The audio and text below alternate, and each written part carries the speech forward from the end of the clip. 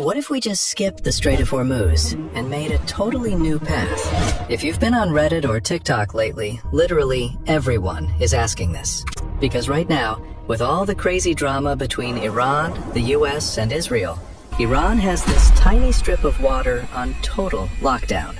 It's only 21 miles wide, but get this, 20% of all the oil in the whole world goes through here, every single day. And right now, it's completely blocked.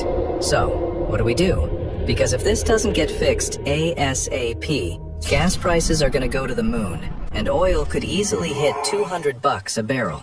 To stop this disaster in its tracks, some of the world's brightest minds pitched three $500 billion ideas.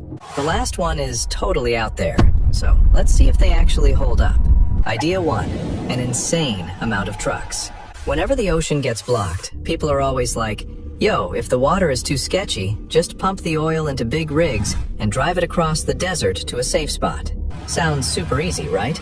But the math is literally crazy. Those oil ships are absolute units. They are way bigger than aircraft carriers. Just one ship holds 2 million barrels of oil. A regular semi-truck on the highway, it only holds about 200. So to replace just one ship, you need 10,000 trucks. And here is the crazy part. 15 to 20 of these massive ships go through there every day. You'd literally have to put 200,000 heavy trucks on the road every single day. Plus, it's a 1,200-mile road trip across the desert. And the absolute funniest part? What do trucks run on? Gas.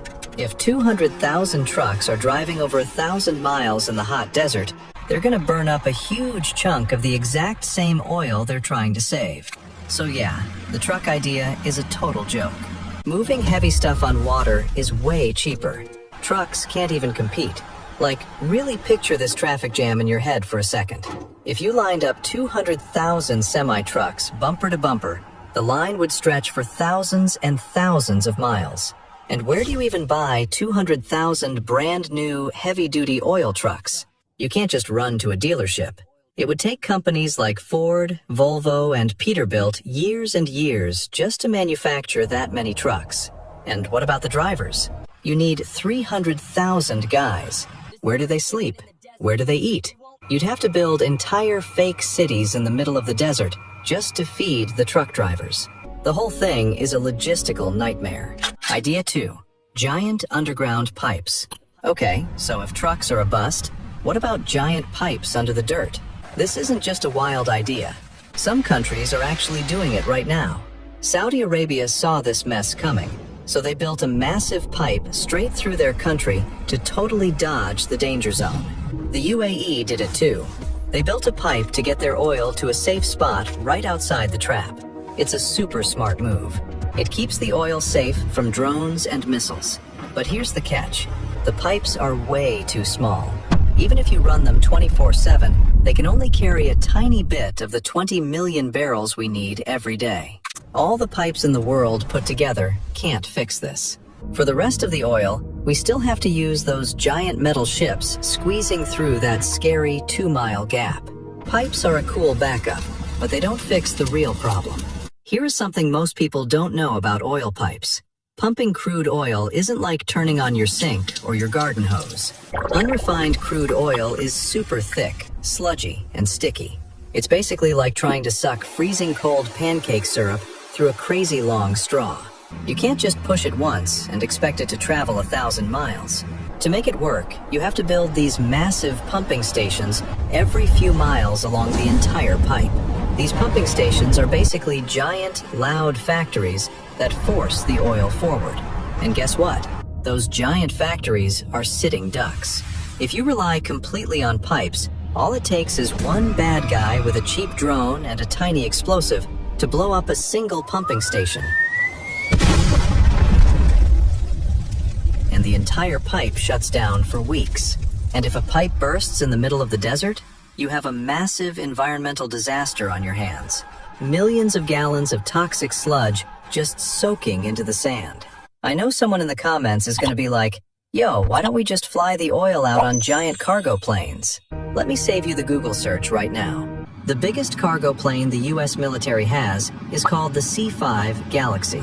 It is an absolute monster of a machine. But even if you packed it totally full of heavy oil, it could only hold around 1,000 barrels. You would need 2,000 massive military planes taking off and landing every single day just to match the load of one single boat. The sky would literally be black with planes. The airports would be jammed, and jet fuel is crazy expensive. If we actually flew the oil out, a gallon of gas at your local station would cost like $500. You wouldn't even be able to afford to drive to work. So yeah, airplanes are completely off the table. Which brings us to idea number 3, and this one is wild. All right, now for the main event, idea number 3. But real quick, before we get into this crazy plan, if you are actually enjoying this video so far, do me a massive favor and smash that like button, and make sure you hit subscribe and follow. Idea 3, the $200 billion mega ditch. If trucks don't work and pipes aren't enough, why not just build our own ocean? If you look at Oman on a map, there is this rocky piece of land sticking out, pointing right at Iran. But at the bottom of it, the gap between the trapped oil and the safe ocean is super thin, just a few miles. The idea is crazy simple. Why don't we just dig a massive ditch straight through it? Imagine a giant man-made river where those huge oil ships could just cruise right through. They wouldn't even need to go near the danger zone. They just take a right turn, slip into the ditch, and boom, they're out in the safe ocean. On a map, this looks like a literal cheat code. It fixes everything. But real life has mountains, and this spot is an absolute nightmare. We're talking about solid rock cliffs shooting straight out of the water, way taller than the skyscrapers in New York. Building a river here doesn't mean moving dirt. It means literally blowing up an entire mountain range. And you'd have to make it super deep and wide so 2 giant ships could pass each other. You'd have to blast billions of tons of solid rock. And where do you even throw all that trash rock? That's a huge headache. How much would it cost? A few years ago, just making the Panama Canal a little wider cost $5 billion. Blasting a brand new canal through solid rock mountains would easily cost over $200 billion. And it would take like 15 years. But hey, let's pretend we do it. We get the cash, we blow up the mountains, and we build this mega ditch. Problem solved, right? Military guys say, no way. Because when you build a ditch to escape a trap, you really just build a bigger trap. Think about it. If all the world's oil goes through this one ditch, it becomes the biggest target on the planet. And these things are super easy to break. Remember in 2021 when that huge cargo ship got stuck sideways in the Suez Canal? That was just wind, and it stopped world trade for a week and cost billions. Now imagine a narrow ditch surrounded by mountains in a war zone. Someone could just use one cheap drone or a rocket to sink a ship right in the middle of it. If a ship sinks in there, it's stuck forever.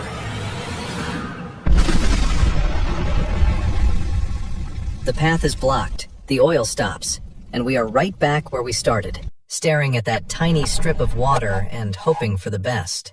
All these crazy ideas just prove one thing. We are stuck. It doesn't matter how great our tech is or how smart AI gets. We still can't beat nature. As long as the world runs on oil, this tiny gap of water is the boss. What do you guys think?